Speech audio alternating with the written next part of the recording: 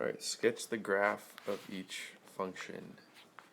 So this is a quadratic equation. We learned graphing these with the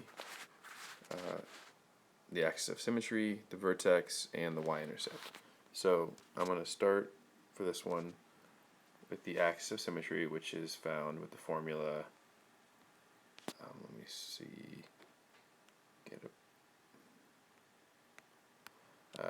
X is equal to negative b over 2 times a.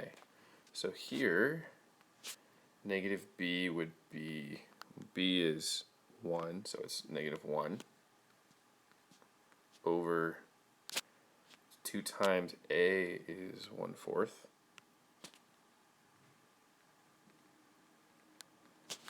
So this is going to be negative 1 over 2 times 1/4 is 1/2.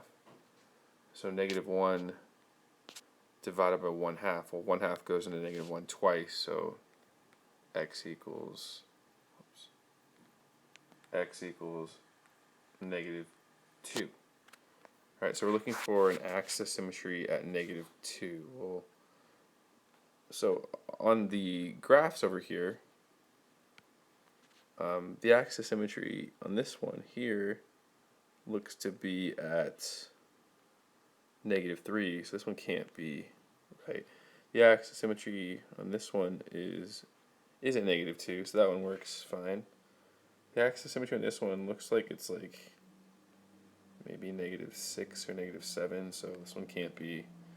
And the axis of symmetry on this one is, I don't know, about 6, so that one can't be either, so it has to be B.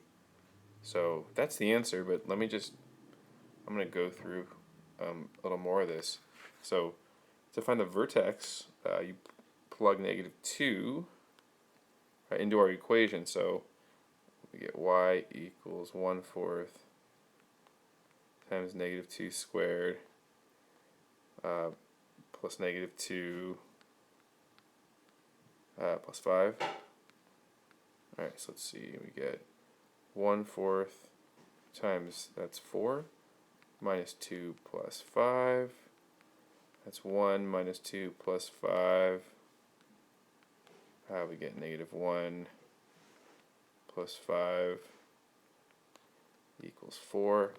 So the vertex should be at negative 2, 4, which it is, right? It's right there.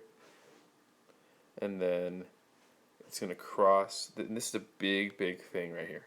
The C value tells you the y-intercept. That might tell you all you need to know. You might not need to do any work. Just look and see, where does it cross the y-axis? Well, right there.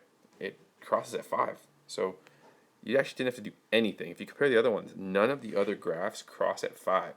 Cross the y-axis, I should say, at 5. This one looks like maybe about, but it's going to go above it. So not at 5. 5 would be right here. Crosses at 5 there. Crosses at, I don't know, maybe, I guess you can't tell necessarily here, but it doesn't look like it's going to. And this one, I guess it's possible it could, but this one definitely crosses at 5. So you should check that like immediately. So for this one, let me see. For this one, I'm just going to do, I'm going to look at the y-intercept first. The y-intercept is 8, right? The C value is 8, so, let's see, sorry. So the y-intercept is the point 0, 8. So let's see. This one crosses at 2, so that one can't be a possible answer. This one looks like it could cross at 8, so I'm not going to eliminate that one. This one crosses at negative 1, so that one's no good. And this one here, well, 8's right there, and it hasn't crossed yet, so that one's not good either. So it looks like B has to be the answer. Let me just, I'm going to find the axis of symmetry real fast.